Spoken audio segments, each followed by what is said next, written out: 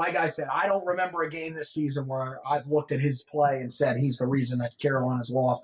And this is, he has stepped up and ends up winning a game for Carolina. Couldn't be more happy for him. Yeah, he's a testament to the 4-year player that's, for the first few years we're going to be frustrated with, but his senior year he's going to do things that makes it all worth it. And right now he's done that with a game winner last night, and just his overall play he's brought to the court and the leadership he's bringing to that team both on and off the basketball court. Some final numbers from the win: Carolina shot 34% from the field, held Miami to 35%, but they were 45% from three as compared to 19% for Miami, so better 3-point defense last night for Carolina. Also free throw shooting, Carolina only 73%, but for this team they shoot north of 70%. You're going to live with that numbers as many times as we send our big guys to the foul line. They did commit 20 turnovers. And another part where they won the game, 45 rebounds, 14 offensive rebounds that led to 12 second chance points as opposed to only 4 second chance points for Miami. So Carolina, they have their formula for success, which is put the ball inside, play through your bigs, and then get some timely shooting. They're starting to get that in stretches. It all just needs to come together for a 40-minute game, and you'll feel a lot better about this team after a win as opposed to what we've gone through after beating both Notre Dame and Miami. So speaking of needing a 40-minute game, they're going to need one on Saturday when they host Clemson. And I think that's, it's weird that we're saying that because, well, it's Clemson, and we know what the history with that program. They're not a basketball school. They don't really care about basketball, but they're a good team. They're coming in. They're 9-1. Overall, 3-1 in the ACC. If you were watching the broadcast last night at halftime, many people think this is a team that will factor into winning the ACC regular season, which hasn't been said since the early or the late 2000s when Oliver Purnell was there. And, first thing we'll talk about with this game is that the fact this game's back in the Smith Center, and we all know what happened last year. They ended the drought. They got their first win in Chapel Hill after Carolina blew a 10-point lead in the final 2 minutes. I think that was the game where I came on and called Justin Pierce a wounded duck. It was that. I think it was that game where I completely lost my cool because they blew a 10-point lead in 2 minutes. So look, even if Clemson wasn't good, which they are, they would enter this game with more confidence and music because they know how to go in there and they know how to get a win. Now they've got that monkey off their back. They're 9-1. They're coming off a big home win against NC State. This is going to be a tough test for Carolina Saturday night in Smith Center. It's really unbelievable to say that Clemson Tigers basketball could win an ACC regular season title. But I mean, again, we talked about it, even when we were previewing the game against Miami, recapping the game against Notre Dame.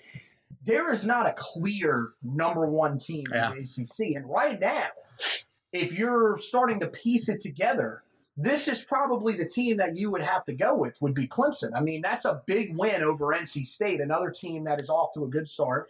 And the other thing about that game is you got to remember that they were down 7 late in the second half and came back, tied the game, went to overtime, won.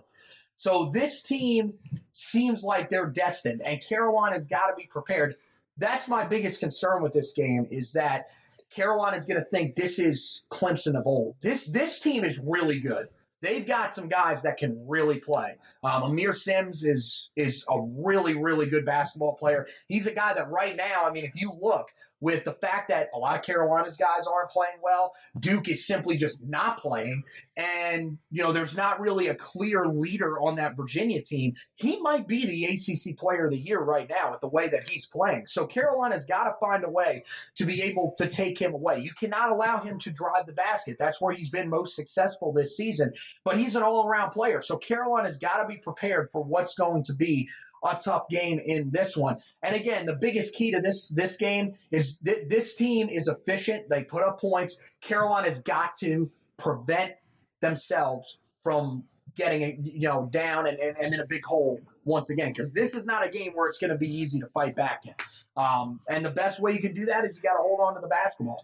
We don't know what Carolina's got to do. Honestly, at this point, I have no clue. But they've got to find somebody that can bring the ball up and that can avoid turning the basketball over. They've got to find that group that they can consistently put on the floor that is going to protect the basketball and prevent, this team from turning the ball over 15-plus times. Because if they do that in this game, I just don't see a way that they're going to win unless they come in and shoot the lights out, which the last 2 games, I mean, look, Notre Dame, they were decent offensively. They were horrible against Miami. I don't see this team being a team, no matter what, that is going to win a game offensively this year. I don't see them putting up 90 points to win a game this year. That would shock me because, I mean, you look at the last two games against two of the weaker defensive teams that you're going to play this year, and you've scored 66 and 67 points. So this is a game where you can't do it to yourself. You got to give yourself an opportunity to win this game. But for the first time in a while, coming into the Smith Center, Clemson is going to not only be a favorite, they're going to be a heavy favorite. Yeah, according to ESPN Basketball Power Index, Carolina's favored to win the game 58% to 41% or 42%. Don't know if that's just them going off the name brand of it's North Carolina and it's Clemson. The history of Clemson in the Smith Center, maybe? But Clemson's coming in, as you mentioned, a big win against NC State. And look, at the time when we lost NC State, we probably would have said that wasn't a great loss. State's a really good basketball team, and the way the ACC is playing out this year, that team could very well factor not only at least into the top four of the conference. If that team won the ACC, I don't think anyone would be surprised because of just how funky this conference is going this year. Amir Sims leads the Tigers with 12 points per game. He is their best player. Was a preseason All-ACC candidate. Nick Honor is their only other guy in double figures, scoring a little over 10 points per game. So I think you understand for Carolina in this game, this is a typical Brad Brownell Clemson team. They want to put the game in the half court. They want to make you earn everything, which in a weird way, if Carolina can hold on to the ball, you're somewhat a little bit more confident in them doing that because this team doesn't get out in the fast break and they don't get out and run. They got 14 points last night, but they only had 2 against Notre Dame the game before that. So this team, when they have to play in the half court because of how good Day'Ron Sharp has been, how good Armando Bacot has been, they can win games in the half court, and they're going to have to do that in this one because they simply cannot – they simply just cannot hold on to the basketball long enough to warrant you thinking that they're going to be able to play well. They're going to have to play in the half court because they're not built to run. They're not going to run. And I don't know if I trust R.J. Davis and Caleb Love to run, to be quite honest with you. I don't trust them in the half court at this point. Right. Because this is we say this so often, this is not a smart basketball. Right. And I think, LaFonso Ellis made the point at halftime of the game. The issues that Carolina has, they're not fixable this year, mainly just because of the immaturity on the roster doesn't allow them to be fixable. These guys, Caleb Love can be a really good basketball player. And Roy Williams said that last night. Hopefully he'll become one before he dies. But he's not Kobe White. He's not Cole Anthony, where it's going to take him 2 to 3 years to put it all together. And when he does, then we'll get the version of the guy we thought we were getting when he committed to come play for the Tar Heels. So, with that, I'm kind of torn as to what to do as to pick this game because I want to feel more confident in Carolina because they've won back-to-back games, but you've had to hit 2 game-winning shots against teams that you shouldn't have to be game-winning shots to beat if you're even half as good as you think you are. I think Clemson's going to win. I think they're going to win back-to-back games in the Smith Center. And look, it'll be in a loss that won't be bad for Carolina, even though that will be the perception of loss if we lose at home to them again. Yeah, that's, I think, the biggest thing if Carolina does lose this game that people have to realize is that this is a different Clemson team, as we've been saying. This is a team that, unless they just have a complete collapse, this team is going to make the tournament. Brad Brownell is going to save his job once again. And, they could make a run. They've got – this is the first time in a while that they've got a player coming into this game where you say to yourself, I don't really know if Carolina has someone that can match up with them in Amir Sims. So, I think it's a really tough ask for this Carolina team after, you won 2 games on the last possession against 2 teams that are probably going to finish near the bottom of the conference. Now you've got to go play a team that some people think in this crazy ACC year might just have enough experience and might just be playing good enough basketball that they could win this conference. The good news is it's at home. And this is the other thing about this Carolina team that I think is different from last year. They are not going to get blown out in this game. Yeah. It'll be ugly. Carolina will not play well, but this team fights. They have guys on this team that are going to try to do everything that they can to keep them in this game. But, look, if you're going to win this game, you're going to need big games from the guys that have been playing well, Sharp, Walton, Leaky Black, but you're also going to need Garrison Brooks to step up. It is time for Garrison Brooks to get himself back into that groove that he was in last year. And you don't have to be as dominant as you were a year ago.